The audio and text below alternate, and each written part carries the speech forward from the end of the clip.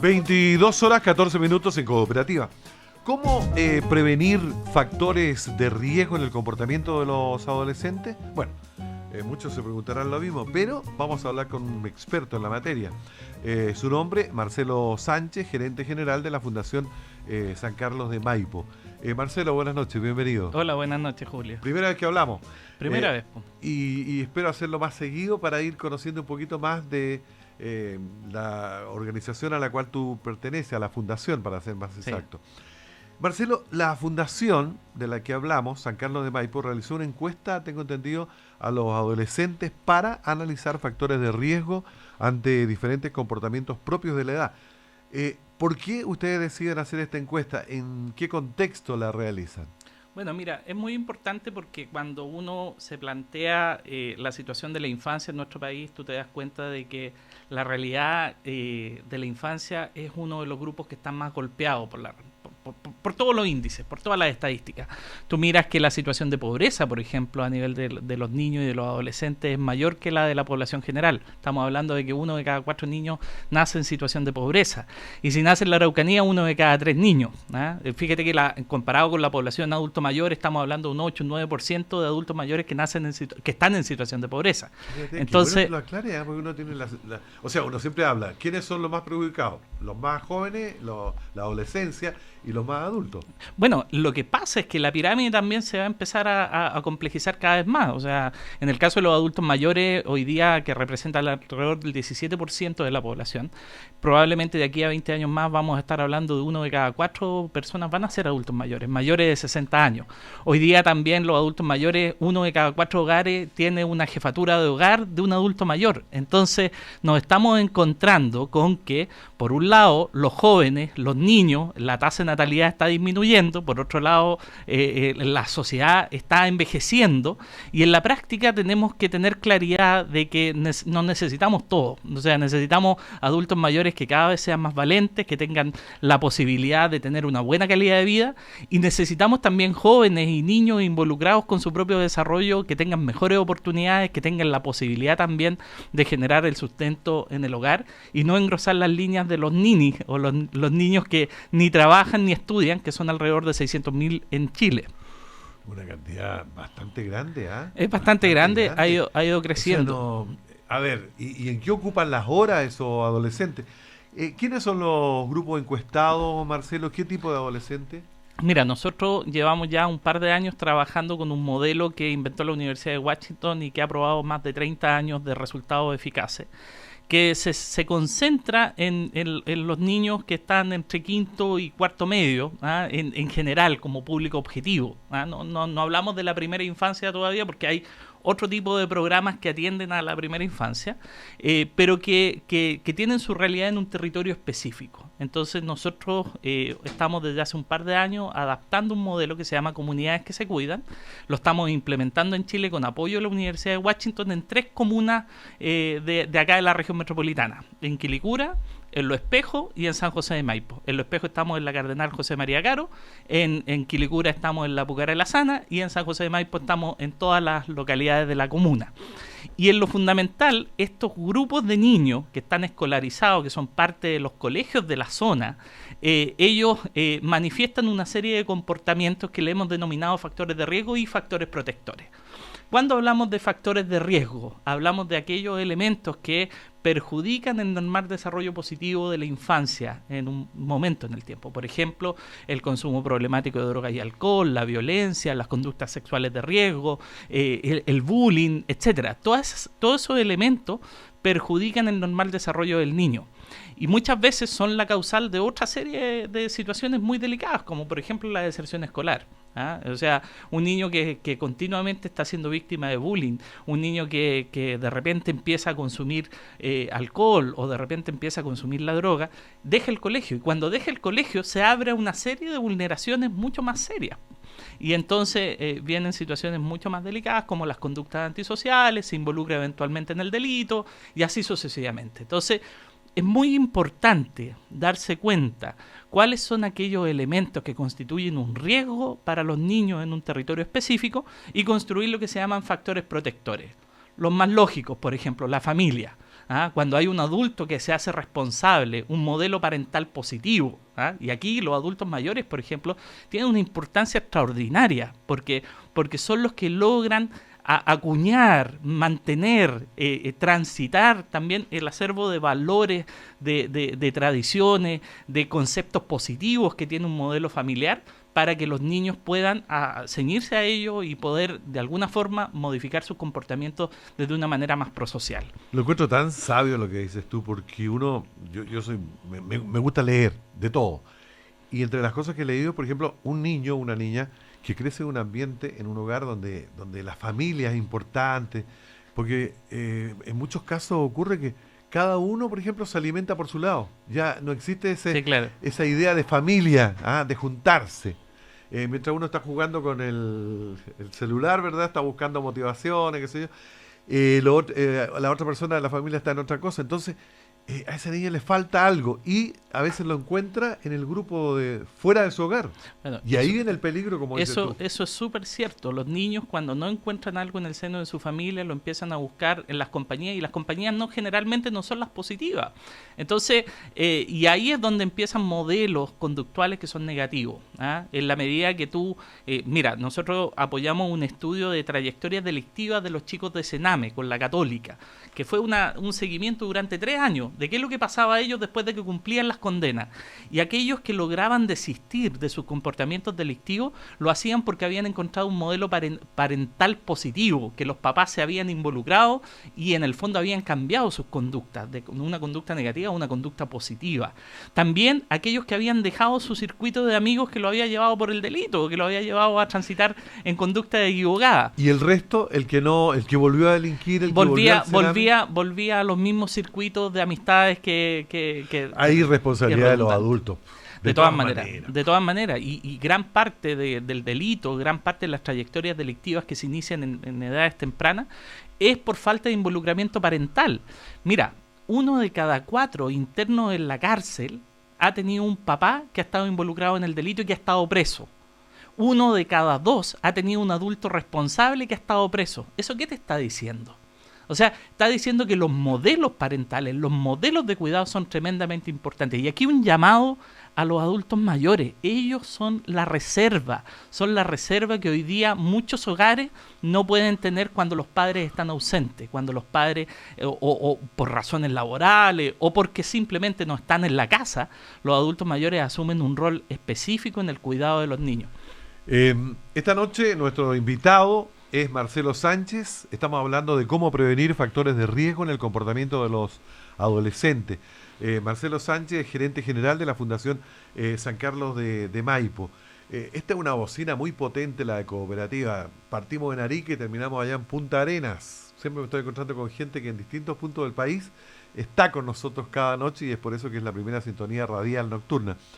Y lo que tú dices, Marcelo, es como se ha dicho tantas veces, pero este es un toque de alerta porque ustedes han hecho estudios, trabajan en eso, se han preocupado de hacer seguimiento, que yo no lo tenía ahí consignado. Ahora, ¿por qué estos datos ustedes los comparan con lo que ocurre en los Estados Unidos? Es muy importante. Mira, nosotros venimos llegando, la semana pasada estuvimos en San Francisco exponiendo en la Society for Prevention Research, que es la asociación más importante de investigadores del mundo en materia de prevención. Tuvimos la oportunidad de presentar unos papers y unos estudios y afortunadamente 4 de nuestros estudios calificaron para poder presentar allá. Nosotros además tenemos que reportar en la Society for Prevention Research el trabajo que estamos haciendo en comunidades que se cuidan, porque respondemos ante la fidelidad de un modelo que es el que se trabaja con la Universidad de Washington. Y también nosotros estamos trayendo a Chile programas que están basados en evidencia. Eso es súper importante. Nosotros, algo que comentábamos delante, si tú miras la realidad del Estado, el Estado es tremendamente precario en el análisis de sus programas, en la medición de sus efectividades. Si tú miras los resultados que hay en determinadas políticas públicas, muchas de ellas se quedan en lo promocional. No miden el cambio en las conductas, por ejemplo. No miden si realmente disminuyó una conducta indeseada en un territorio específico y si lo hizo con el mejor ejecutor o no. Si nosotros miramos, por ejemplo, la ley de presupuesto seleccionó 16 programas para ser evaluados. De los 16 programas, 11 programas resultaron rechazados. ¿Sabes lo que significó eso? 600 millones de dólares. ¿Sabes lo que significa solucionar el problema del Sename, el problema de los chicos que están en residencia? Menos de un sexto de esa cantidad anualmente. Entonces, ¿qué es lo que estamos haciendo? ¿Cuál es nuestra interpelación? Tenemos que avanzar en implementar programas que estén basados en la evidencia, que tengan resultados, que no sean meramente promocionales y que se evalúen. Por esa misma razón que nosotros fuimos a presentar a Estados Unidos los avances que estamos teniendo en estos paneles, que se van comparando también a los paneles internacionales, porque vamos viendo si la realidad en Estados Unidos se parece a la realidad que tenemos en Chile. Y un aspecto, por ejemplo, fundamental, un aspecto esencial que nos dimos cuenta, que la escuela en nuestro país hoy día es un factor protector, pero en Estados Unidos no. En Estados Unidos se considera en algunos aspectos factores de riesgo. Claro, tienes matanzas, tienes problemas, tienes bullying, tienes un montón de otros elementos. No queremos que nuestras escuelas se transformen en eso. Nosotros tenemos que seguir manteniéndolos como un factor protector, así como es la familia. Una de las cosas que más llamó la atención de los estudios que nosotros presentamos en Estados Unidos era que nuestro foco era la intervención familiar. Allá, algo que para nosotros es lógico, allá no es tan lógico, porque hace mucho rato ellos están viviendo la soledad del hogar, la soledad de chiquillos, de mamás, de papás que están como personas solas, que no comparten, que no crean vínculos, que no se refuerzan esos vínculos. Entonces, el poder trabajar la familia es un elemento fundamental para crear factores protectores frente a todos estos factores de riesgo. Yo te escucho con una atención tremenda, porque lo que tú dices es tan cierto, tan cierto. Y me gusta la aclaración que dijiste, o tú lo dijiste, en el sentido separar, esta es una política de Estado, no se trata del gobierno X, porque en el fondo todos los gobiernos repiten muchas cosas, pero es un problema de Estado. Sí, sí. Más allá de quién sea, de quienes estén en el gobierno, un problema de Estado. Eso, ahí es donde hay que hincar el diente. Ahora, yo te iba a preguntar, pero ya me lo aclaraste tú, ¿cómo se pueden prevenir este tipo de conducta? El rol de los padres, el de los abuelos. Me encantaría que hicieras como un resumen global de lo que hemos hablado esta noche. Mira, aquí uno tiene que poner varios focos. El primero es la persona. En la persona tú tienes que dotarle de condiciones, de capacidades para que esas personas puedan desarrollar al máximo sus capacidades. Y para eso tienes que educar, tienes que trabajar con ellos, tienes que estimularlo positivamente. Lo que llamamos en desarrollo social el modelo de cambio social, donde tú le das reconocimiento, das oportunidades, fortaleces habilidades de las personas. El primer foco es la persona. El segundo foco es la familia. La familia tiene una serie de elementos protectores que están a la base de las conductas prosociales. ¿Qué significa esto? Significa aquellas conductas que van a hacer que en la sociedad el individuo encuentre su mayor desarrollo. Y para eso los papás, las mamás tienen que involucrarse. Aquí no se trata de a lo mejor tener modelos autoritarios. Los jóvenes han cambiado, los niños han cambiado, los padres también tienen que cambiar, pero tienen que involucrarse. Deben dejar de perder miedo. Fíjate que un dato no menor. El CEN del año pasado sacó las estadísticas del consumo de marihuana en los jóvenes de 12 a 18 años.